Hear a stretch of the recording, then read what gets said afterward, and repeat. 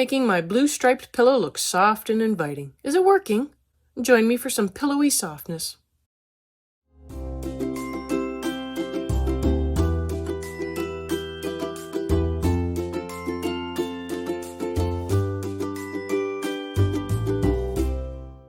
Hi everyone, I'm Catherine, the artist behind Bigelow Fine Arts. I have joined the secret society of the curious colorists.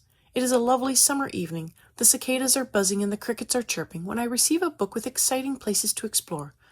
I retreat to the garden to the lovely hanging lanterns that are providing gentle light and a cozy tent that awaits a relaxing evening. Join me for a little backyard tea and some relaxing coloring. Today I wanted to work on everything inside the teepee as well as trying to wrap up some of the larger things. There isn't a lot left. It's just a matter of deciding what is next and getting it done. For the inside, I decided to work on the rug first, coming in with the light magenta for a base layer over the whole rug. I didn't want the chocolate cake to disappear into a dark rug, so I picked a light color.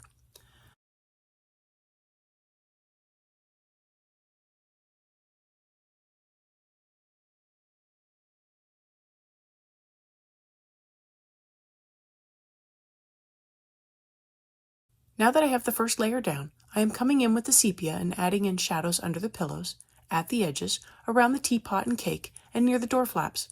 I also just add in the shadows on the pillows as well. I have the color out, and they are right there, so it only makes sense.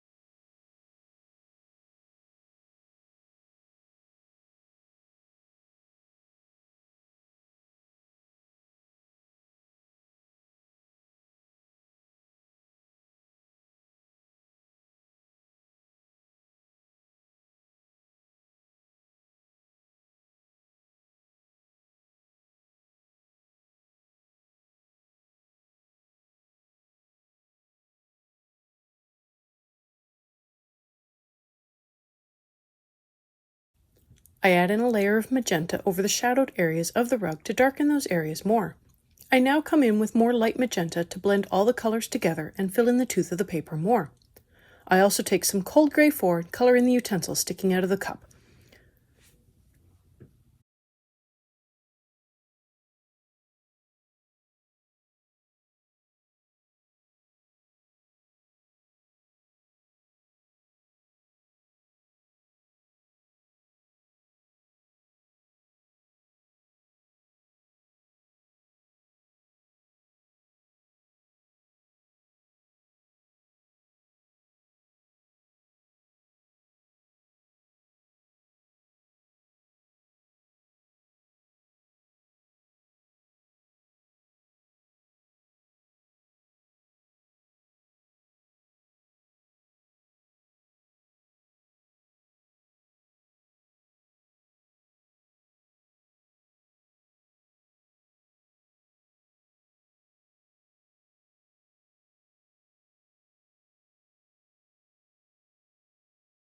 I decided to work on a violet pillow, and I almost colored the polka dot one with it, but I decided that having the purple next to the dark purple background might not work well, so I changed my mind and opted to color the round pillow violet and mauve.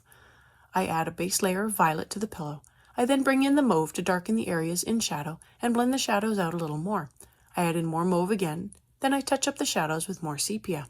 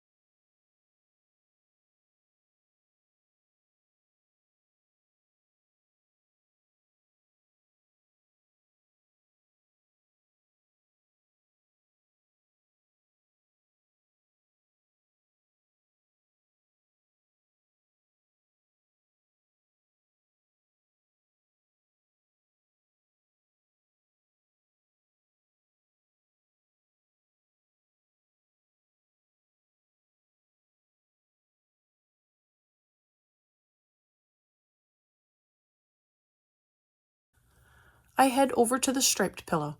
I intended on making it blue with white stripes, but as I was adding in the first set of stripes with the helio blue, I realized that I wasn't sure how to work up the white without it looking like I hadn't colored the page in that one spot. So after I got in the darker blue stripes, I added in some Prussian blue to blend into the shadows. I decided to make the white stripes a pale blue and used the dark phthalo blue for that. I used a light layer and blended it with the ivory to keep it light. So now it looks like the dark blue stripes bled into the white areas in the wash.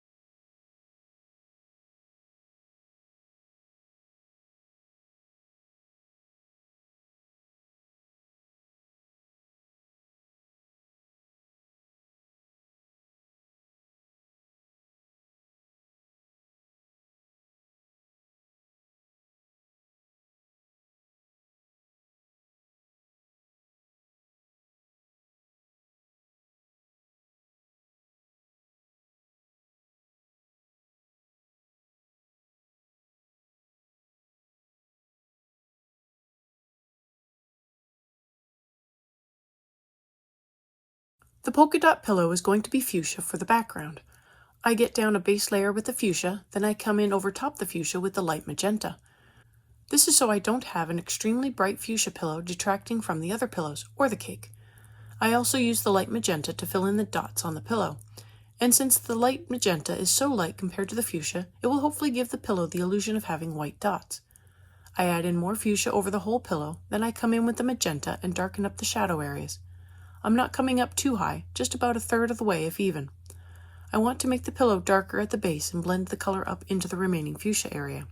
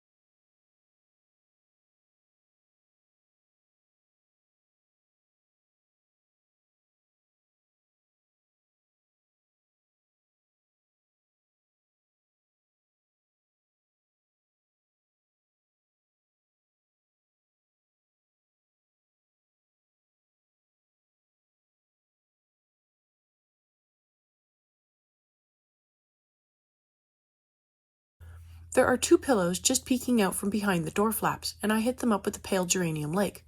I don't go super fancy with them. I have already added in sepia for a shadow, so I just go in and add a layer of the light red over what little bit of the pillow is peeking out. If you've made it this far and have enjoyed coloring with me or just watching, I'd appreciate it if you give me a like and subscribe to stay informed of when I post more videos. It really helps me out.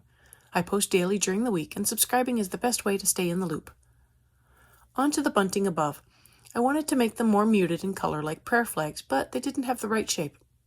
So I just went with some of the colors I had been using around the rest of the picture to tie everything together. The first flag is a light magenta fuchsia flag. My goal was to not have any colors I add be in contact with itself. The flags can be any color combinations you want. Don't let me limit you to my palette. I am starting with a light hand with the 2 or 3 colors I picked out, and once I have the sections filled in, I go back and add in another layer. I wanted solid coverage. They don't seem to be waving in any breeze, so I went with solid colors. My next bunting is the violet and mauve combination. The mauve is the darker of the two colors. I again come in light and add in another layer to fill in the paper more.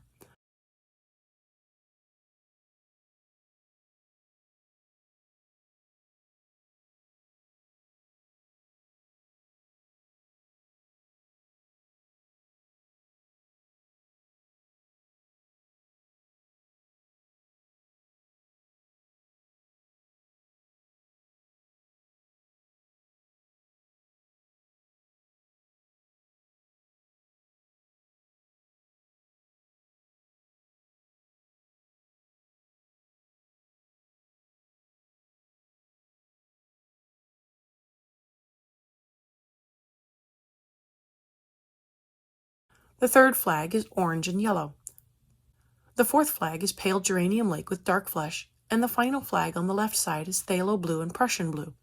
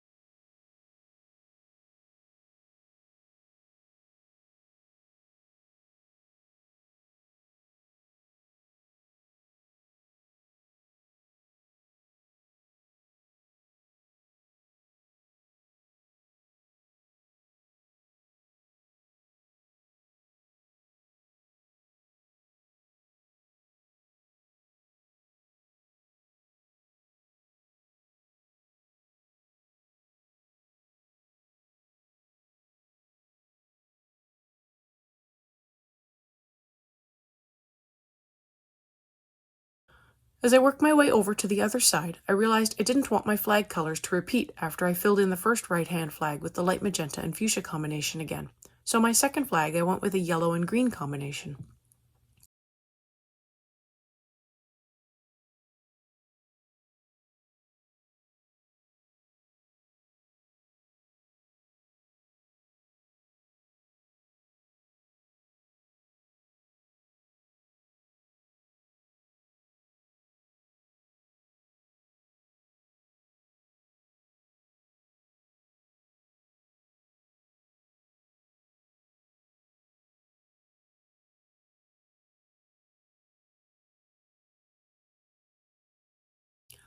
My third flag is the helio blue with the violet.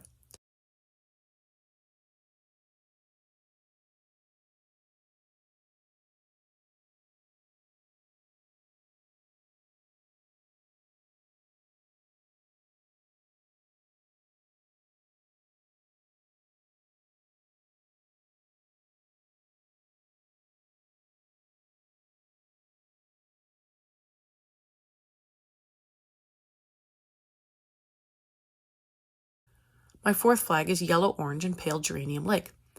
I might have been able to do this in two, but once I placed my first color down, I realized I wasn't going to be able to at that point. It doesn't matter.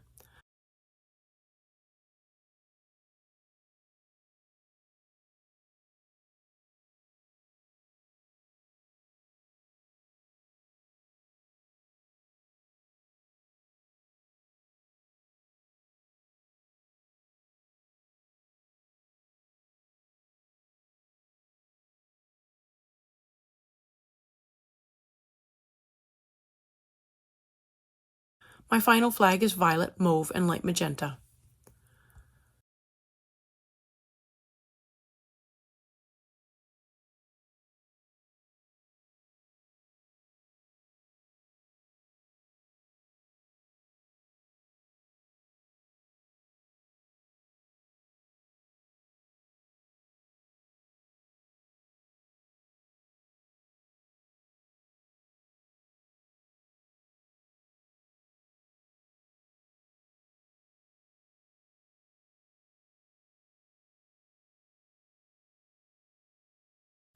I wanted to work on the glow around the lanterns next, and that would just leave the grass and the border for tomorrow. I began the glow with ivory, filling in the whole area that I left open for the glow. I go through and do this with all the lanterns. I'm working them all up in one big batch so I can hopefully have all the glows look similar.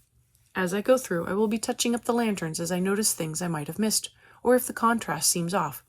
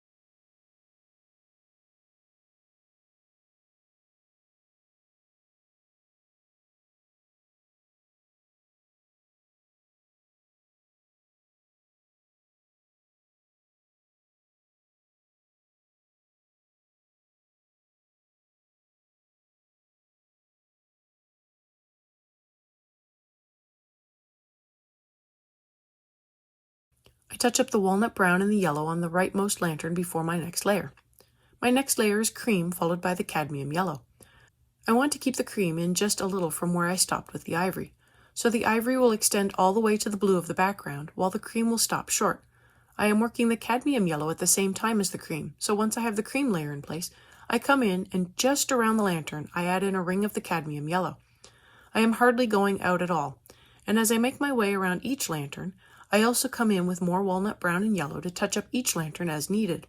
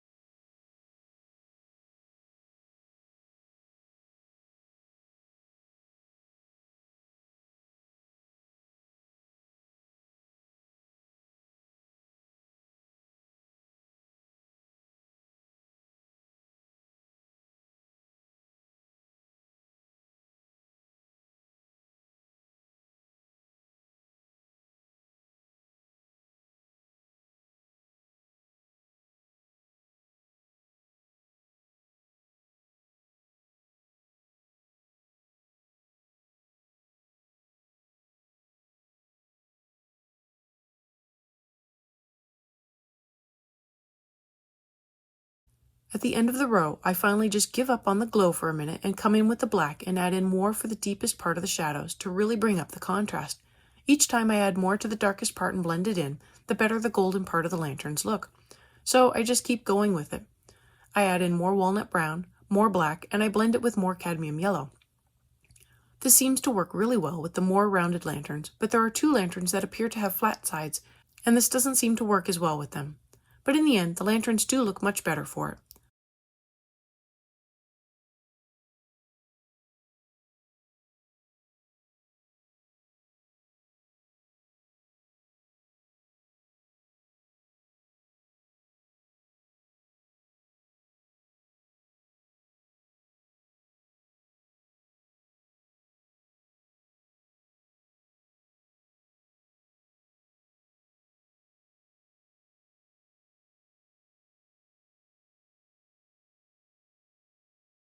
I now come in with the Prussian blue and lightly blend it into the edge of the ivory.